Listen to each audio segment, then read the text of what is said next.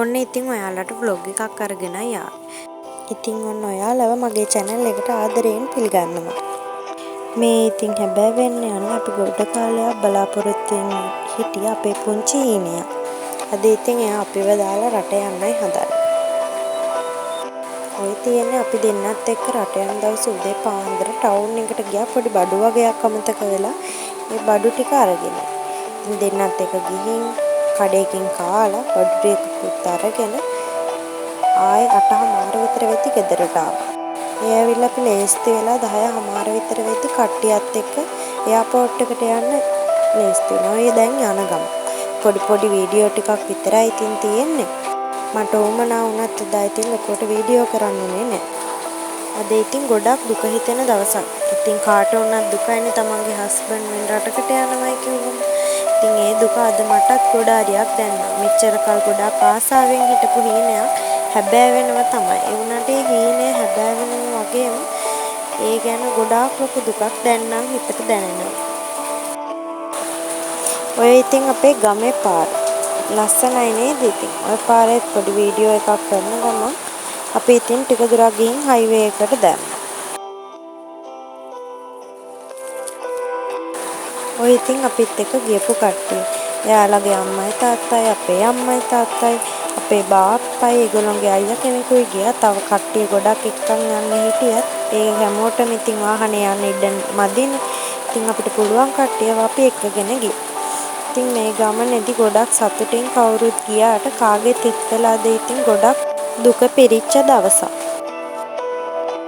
කොහොම හරි ඉතින් හවස 2:00 3 විතර වෙද්දී අපි එයාපෝට් එකට ගියා.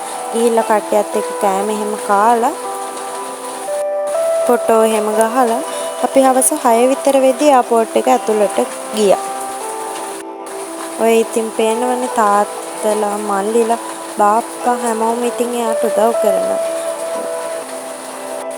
අපිත් ඉතින් ඔය පොඩ්ඩක් එහාට වෙලා කරන කියන දේවල් බලාගෙන හිටියා. ඉතින් මම ඒ අතරතුරේ චූටි වීඩියෝ එකක් ගත්තා. කොච්චර වුණත් ඉතින් අද පට්ටම දුකයි. අද ඉඳන් ඉතින් ගොඩක් පාළු දැනේ. ඉන්නකොට කෑ ගහ විකාර කර ඉන්න අය නැති වුණාන් පස්සේ ඉතින් කොච්චර පාළුවක් දැනේද දන්නේ නැහැ ඉතින්. කොහොම වුණත් ඉතින් මේ හැමදේම කරන්නේ අපේ ඉදිරි අනාගතයේ ලස්සනට ගෙවන්නනේ ඉතින්. ඔය ඉතින් තියෙන්නේ එයාපෝට් එකේදී ඒගොල්ලෝ සල්ලි මාරු කරගන්නවනේ. එතන ඔය කවුරුත් එක්ක ඉන්නේ ඉතින් එයාගේ ඒජන්සිය සර් එයාට කියලා දීලා සල්ලි ටික අරගෙන ඒ සල්ලි ජපාන් යෙන් වලින් මාරු කරලා එයාට දෙනවා. අපි ඉතින් ටිකක් වෙලා එතනට වෙලා ඒ වැඩ ටික ඉවර කරගන්නකම් ඉඳලා කවුරුත් එක්ක පොඩ්ඩක් ඉස්සරහට ඉතින් ගියා. කොහොම ඉතින් ටිකක් ඉස්සරහට ගිහලා අපි ඊට පස්සේ යාගේ බෑග් වල බර ඉතින් ආයෙ පාරක් චෙක් කරගත්තා. ෆොටෝ ගන්න කට්ටිය ෆොටෝ එහෙම ගහුවා. ඉතින් අවසානටම ගහපු ෆොටෝ එක කොහේ ෆොටෝ ගහන්නද? ෆොටෝ ගහන්න නෙමෙයි. හිත හයිය කරගෙන හිටියත් ඉන්න අමාරුවෙන් හිටියේ එතන. එයාට ඉතින් ෆ්ලයිට් එක තියෙන්නේ 8ට. ඉතින් මේ ජීවිතවල අපිට ආදරණීය අය හමු වෙනවා. ඒ ආදරණීය අය පොඩ්ඩක් හරි ඈතට යනවට අපි කවුරුවත් කැමති නැහැ. ඉතින් මේ වගේ තැනකදී හිත හදාගෙන ඉන්නවා කියනක අමාරුයි තමයි. ඒත් ඉතින් අඬලා එහෙම දුක පෙන්වන්න මං කැමැත්තෙන් හිටියේ නෑ. ඒ වුණාට ඒ වෙලාවේදී අඬන්න නැහැ කියලා හිතාගෙන හිටියට කොච්චර හිත හදාගෙන ඉන්න හැදුවත් මට ගොඩ වෙලාවක් එහෙම ඉන්න බැරි වුණා. එයා එතනින් එහාට යනවා දකින්නකොට මගේ ඇස් වලින් කඳුළු එළියට එන්න වැඩි වෙලාවක් ගියේ. ඉතින් ඔතනදී අපේ අම්මා වගේම ඒගොල්ලෝගේ අම්මත් ගොඩ හරියක් ඇඬුවා.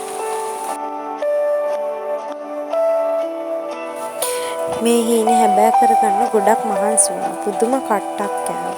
ඒත් ඉතින් අද ඔය හීනේ හැබෑ වෙච්ච දවස දකින්නකොටත් සතුටුයි හිතට.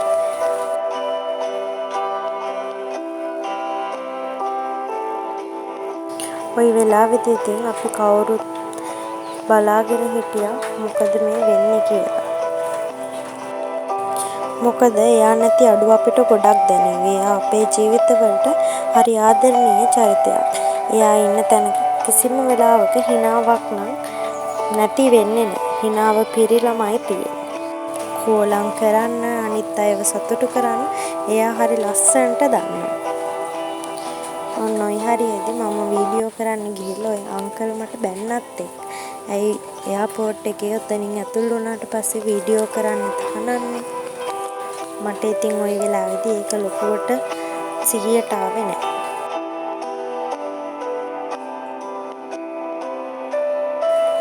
ඔය ඉතින් නංගිට කියලා හොරාට පොඩ්ඩක් අරගෙන වීඩියෝ කරගත්ත වීඩියෝ ටිකක් තමයි තියෙන්නේ. ඉස්සරහට බලන්නකෝ ඉතින් පොඩ්ඩක්.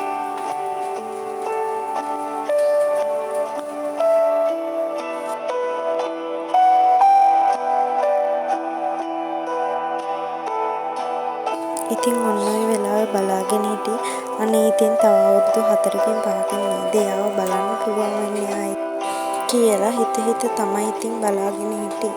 ওই වෙලාවේ නම් ගොඩාක් ඇඬුණා. ඒක නවත්ත ගන්න මටවත් බැරි වුණා.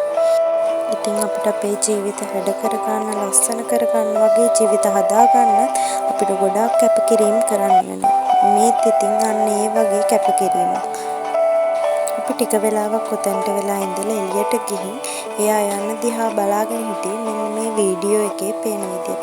ඔය චූටිවට ෆ්ලයිට් එකක් යනවා පේන්නේ. එයාලා යනකම් අපි ඉතින් එළියට වෙලා බලාගෙන ඉඳලා කවුරුත් එක චූටි වීඩියෝ එකකුත් අරගෙන ගෙදර එන්න පිටත් වුණා.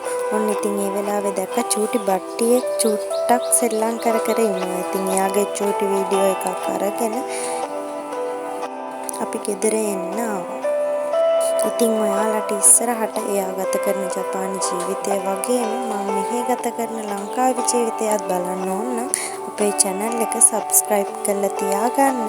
ඉතින් මේ ගමනට අපිට උදව් කරපු හැමෝටම thank you හොඳේ.